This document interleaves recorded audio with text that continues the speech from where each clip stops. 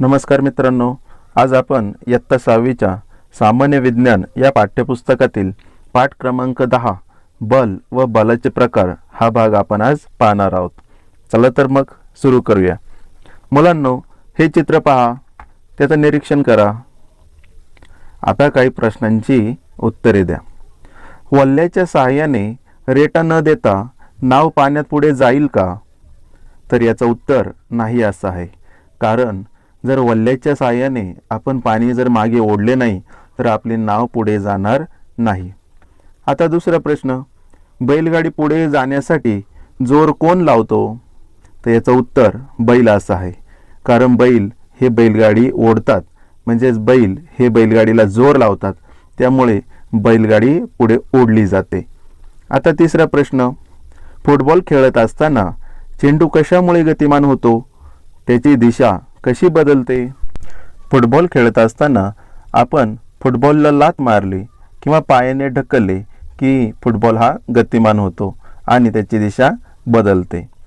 आता चौथा प्रश्न, काठीने न ढकलता चाक पुढे जाईल का? तर याचं उत्तर नाही असं आहे। कारण आपण जर काठीने जर का चाकाला जर मारलं नाही तर चाक हे पुढे जाणार नाही। आता हा व्हिडिओ पहा। आपल्या दिशेने येणारा फुटबॉल गोलाच्या दिशेने ढकलण्यासाठी आपण त्याला गोलाच्या दिशेने पायाने ढकलतो, म्हणजेच बल लावतो। दैनंदिन जीवनात आपण अशा अनेक क्रिया करतो, जसे सायकल चालवणे, वेळ प्रसंगी ती थांबवणे, एखादी वस्तू उचलणे, ओढणे, ढकलणे, वाकवणे, गाडी चालवणे यासारखी अनेक कामे करण्यासाठी आपणास जोर लावावा लागतो किंवा आपण ताकद लावतो। म्हणजेच एखादी वस्तू कोणत्याही प्रकारे ओढणे किंवा ढकलण्यासाठी आपण जोर लावतो, या जोराला बल असे म्हणतात।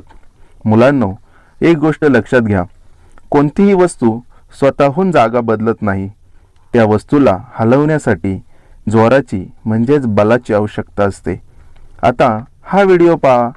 जमिनीवर पडलेला दगड जोपर्यंत आपण तो उचलत नाही किंवा त्याला कोणी हलवत नाही तोपर्यंत तो जागा बदलणार नाही। आपण त्याला उचलून फेकले तरच तो स्वतःची जागा बदलेल। यासाठी आपल्याला दगडावर बल लावावे लागते। तसेच गतिमान वस्तूची दिशा बदलण्यासाठी किंवा तिला थांबवण्यासाठी बलाचा वापर होतो।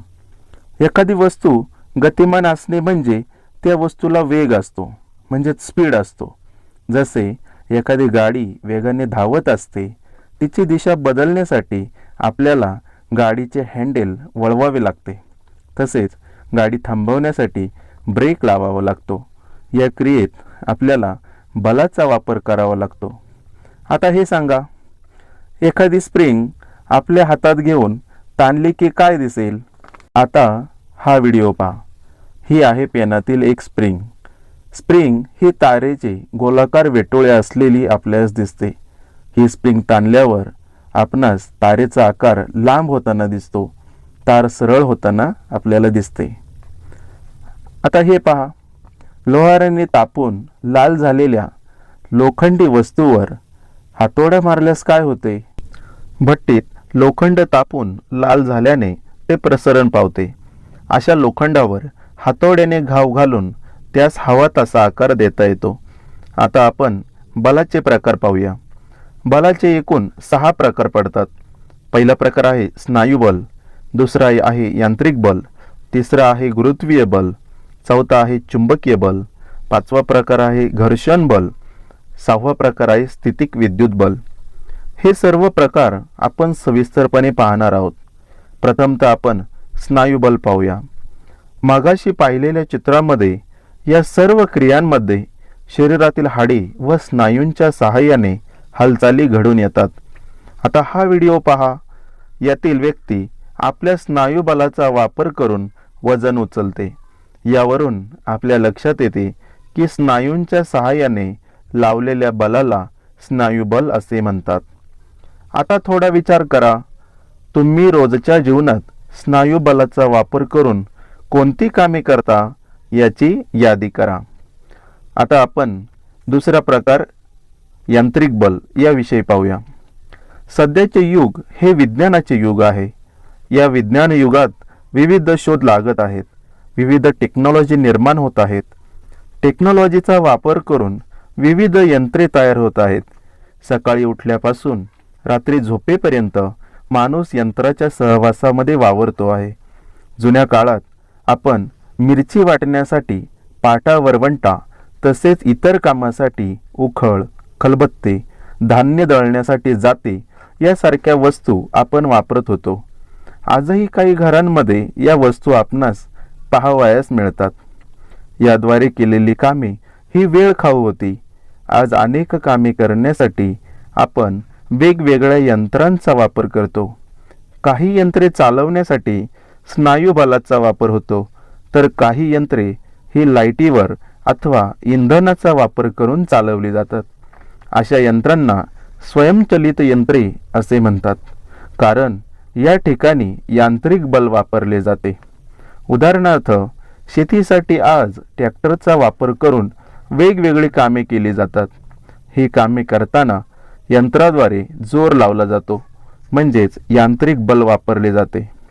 तसेच घरामध्ये आपण शिलाई मशीनचा वापर करून कपडे शिवतो, तर वॉशिंग मशीनचा वापर कपडे धुण्यासाठी केला जातो. ही सर्व कामे करण्यासाठी आपण यंत्रे वापरतो. थोडक्यात यंत्रामार्फत लावल्या गेलेल्या बलाला यांत्रिक बल असे म्हणतात. आता जरा डोके चालवा. यंत्राचा वापर करून आपण कोणती कामे करतो याची यादी तयार करा. आता आपण तिसरा प्रकार पाहूया, गुरुत्वीय बल. हा व्हिडिओ पहा. या व्हिडिओमध्ये माणसे एकमेकांकडे बर्फाचे गोळे फेकताना दिसत आहेत. त्यांनी फेकलेला बर्फाचा गोळा हा ठराविक उंचीवर जाऊन पुन्हा खाली येतो. असे का बरं होत असेल? झाडाची फळे किंवा पिकलेली पाने गळून जमिनीवरच का बरं पडतात? तर मुलांनो, याचं उत्तर असं आहे की आपली पृथ्वी सर्व वस्तू स्वतःकडे खिचते. त्यामुळे झाडाची पानं, फळं किंवा कोणतीही वर फेकलेली वस्तू पुन्हा जमिनीवर पडते. पृथ्वी वस्तूंना खेचून घेण्यासाठी जोर लावते किंवा बल लावते. अशा बलाला गुरुत्वीय बल असे म्हणतात. गुरुत्वाकर्षणाचा शोध सर आयझॅक न्यूटन यांनी 17व्या शतकामध्ये लावला. पृथ्वीचे गुरुत्वीय बल हे नेहमी वर जाणाऱ्या वस्तूच्या विरुद्ध दिशेने असते. त्यामुळे वर फेकलेल्या वस्तूची गती कमी कमी होत जाऊन शेवटी शून्य होते. तेव्हा ती वस्तू आणखी वर न जाता खाली पडायला लागते. खाली पडत असताना पृथ्वीच्या गुरुत्वीय बलामुळेच तिचा वेग वाढतो. त्यामुळे ती वस्तू वेगाने खाली येताना आपल्याला दिसते. उदाहरणार्थ, तुम्ही लहान बाळाचा पाळणा पाहिला असेल किंवा झोका खेळला असाल. झोका खेळताना आपण जेवढा जोर लावू तेवढा तो झोका उंच जातो, पण एका ठराविक उंचीवर गेल्यावर झोका पुन्हा वेगाने खाली येतो. खाली येताना झोक्याने घेतलेला वेग हा पृथ्वीच्या गुरुत्वीय बलामुळे प्राप्त झालेला असतो. आता हे करून पहा. एक लहान दगड आणि बादलीभर पाणी घ्या. बादलीपासून 20 सेंटीमीटर उंचीवरून तो दगड पाण्यामध्ये टाका. दगड पाण्यात पडण्याचा आवाज ऐकू येईल. आता तोच दगड साधारणपणे 100 सेंटीमीटर उंचीवरून पाण्यात पुन्हा टाका. दगड पाण्यात पडताच आवाज ऐकू येईल. आता या दोन्ही कृतींमध्ये काय फरक जाणवला? यावरून काय समजते? पहिल्या कृतीत पाण्याचा आवाज कमी ऐकू आला व दुसऱ्या कृतीत पाण्याचा आवाज मोठा आला आणि बादलीतून पाणी बाहेरही उडाले. हे झाले आपले साधे निरीक्षण. पहिल्या कृतीत आपणास कमी उंचीवरून दगड टाकलेला दिसतो, त्यामुळे दगडाचा पाण्यात पडण्याचा वेग हा दुसऱ्या कृतीपेक्षा कमी होता. तुलनेने दुसऱ्या कृतीत दगड उंचावरून टाकल्याने गुरुत्वीय बलामुळेच गतीमध्ये वाढ झाल्याने दगड पहिल्या कृतीपेक्षा जास्त वेगाने खाली आला. त्यामुळे पाण्याचा आवाजही जास्त झाला आणि पाणी बादलीबाहेर उडालेले दिसते. हे आहे यामागचे कारण. आता हे चित्र पहा. यात पोते उचलण्याच्या क्रिया दाखवलेल्या आहेत. एक पोते लहान आहे तर दुसरे पोते मोठे आहे. दोन्ही पोती उचलताना काय फरक दिसतो? लहान पोत्यावरील गुरुत्वीय बल कमी आहे, म्हणजेच त्याचे वजन कमी आहे. मोठ्या पोत्यावरील गुरुत्वीय बल जास्त आहे, म्हणजेच त्याचे वजन जास्त आहे. थोडक्यात जास्त वजन उचलण्यासाठी जास्त बल लावावे लागते. मुलांनो, तुम्हाला हे माहीत आहे का? वस्तूचे वजन करण्यासाठी वस्तू ताण काट्याच्या हुकाला टांगतात. टांगलेली वस्तू पृथ्वीच्या गुरुत्वीय बलाने खाली ओढली जाते. त्याचवेळी स्प्रिंगच्या ताणाचे बल हे वस्तूला सतत वर ओढत असते. ज्यावेळी स्प्रिंगचा ताण आणि पृथ्वीचे गुरुत्वीय बल समसमान होतात त्यावेळी वस्तू स्थिरावते. या स्थितीत काट्यावरील मोजपट्टीवरून गुरुत्वीय बल समजते, म्हणजेच वस्तूचे वजन समजते. वस्तूवरील गुरुत्वीय बल म्हणजेच त्या वस्तूचे वजन होय. आता जरा डोके चालवा. आकाशात झेपावणाऱ्या विमानावर कोणकोणती बले कार्यरत असतात? तर मुलांनो, आकाशात झेपावणाऱ्या विमानावर यांत्रिक बल आणि गुरुत्वीय बल ही दोन्ही बले कार्यरत असतात. आता आपण चुंबकीय बल पाहूया. हा व्हिडिओ पहा. यात चुंबक लोखंडी खिळ्याजवळ नेले असता खिळे चुंबकाला चिकटले, म्हणजेच लोखंडी वस्तू किंवा खिळे चुंबक स्वतःकडे ओढून घेते. यावरून आपल्या लक्षात येते चुंबकामुळे लावल्या गेलेल्या जोराला किंवा बलाला चुंबकीय बल असे म्हणतात. आता आपण घर्षण बल पाहूया. हा आहे कॅरम बोर्ड. या कॅरमच्या सोंगटीला हळूच टिचकी मारली असता ती कॅरम बोर्डवरून घसरत पुढे जाते, परंतु काही अंतरावर जाऊन थांबते. सपाट जमिनीवरून घरंगळणारा चेंडू किंवा कागदी गोलाकार रोल थोड्या अंतरावर जाऊन थांबतो. असे का बरं होत असेल? दोन पृष्ठभाग एकमेकांवर घासत असताना त्यामध्ये घर्षण बल कार्य करू लागते. ते नेहमी गतीच्या विरोधात कार्य करते. त्यामुळे कॅरमची सोंगटी जमिनीवरून घरंगळणारा चेंडू किंवा रोल ठराविक अंतरावर जाऊन थांबतात. सायकल चालवताना ब्रेक लावला की थोड्या अंतरावर जाऊन सायकल थांबते. या क्रियेमध्ये ब्रेक कसा लागतो? कोणत्या भागामध्ये घर्षण निर्माण होते? याचं उत्तर असं आहे की सायकलची धातूची रिम आणि ब्रेकचे रबर यात घर्षण होऊ लागते. ब्रेकच्या रबराचे कार्य धातूच्या रिमच्या विरोधात झाल्याने ब्रेक लागतो आणि सायकल थांबते. आता जरा डोके चालवा. कॅरम खेळताना कॅरम बोर्डवर पावडर का टाकली जाते? तर याचं उत्तर असं आहे, कॅरमची सोंगटी आणि कॅरमचा पृष्ठभाग यात घर्षण होते व सोंगटी थांबते. पावडर टाकल्याने कॅरमचा पृष्ठभाग गुळगुळीत होतो. अशा गुळगुळीत पृष्ठभागावरून घर्षण कमी होते. गतीच्या विरोधात कार्य कमी झाल्याने सोंगटी पटकन पुढे जाते. म्हणून कॅरम खेळताना कॅरम बोर्डवरती पावडर टाकतात. आता हे करून पहा.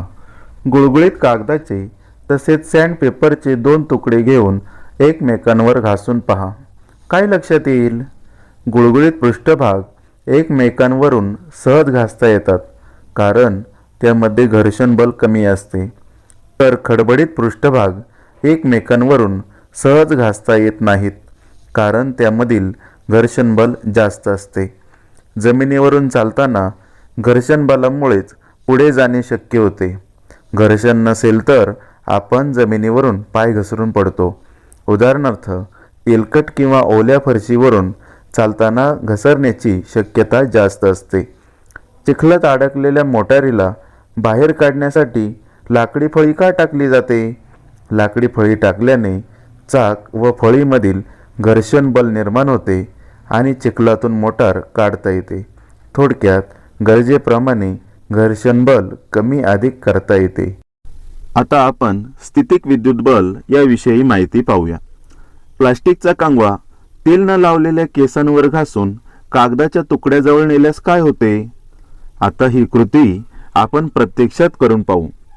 आता आपण या टेबलावर कागदाचे तुकडे पसरवलेले आहेत. आता हा कंगवा आपण तेल न लावलेल्या केसांवर घासून कागदाच्या तुकड्यांजवळ नेऊ आणि काय होते ते पाहू.